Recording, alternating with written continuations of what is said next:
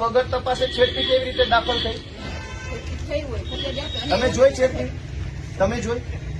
તમે પોતે ત્યાં ઉભા હતા, તમે પેલી બેનને ધક્કો મારીને બહાર લઈ જાવ છો. એ તો સાહેબ, એ તો પછી હું આવી હતી, એટલે તો બનાવ બન્યો. તમે છેડતી જોઈ? ત્યાં છેડતી કરવા ગયા હતા લોકો? બનાવ બની ગયો. હું શું કહું, છેડતી કરવા ગયા હતા ત્યાં? એ છેડતી કેન્દ્ર છે? એ કોલેજ છે તો ત્યાં છેડતી કરવા ગયા? કોલેજ છે? કોલેજ છે? આ કોલેજ કેમ છે? તો ટેકાના ભાવની ખરીદી કરનારા લોકો ખેડૂત પાસેથી પૈસા માંગે છે, એના માટે થઈને કોઈએ એમને જાણ કરી, તો આનું શું છે? એક મિનિટ, તમે એમ કહો જ્યાં રજૂઆત કરવાના ના કરો. પ્રાંત અધિકારીને 18, 19, 20 તારીખે 3 વખત રજૂઆત કરી.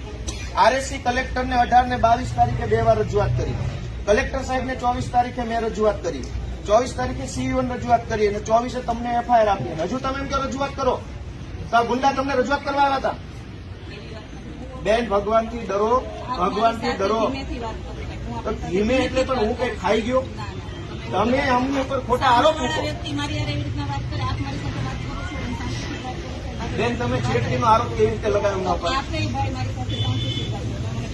હાલો, પગે લાગુ. લો, છેડતીનો આરોપ કેવી રીતે કર્યો? કેવી રીતે છેડતી કરી હમણે? નહીં, કેવી રીતે છેડતી કરી હમણે? છેડતી ફરિયાદીનો બધું કે છે, મેં કીધું.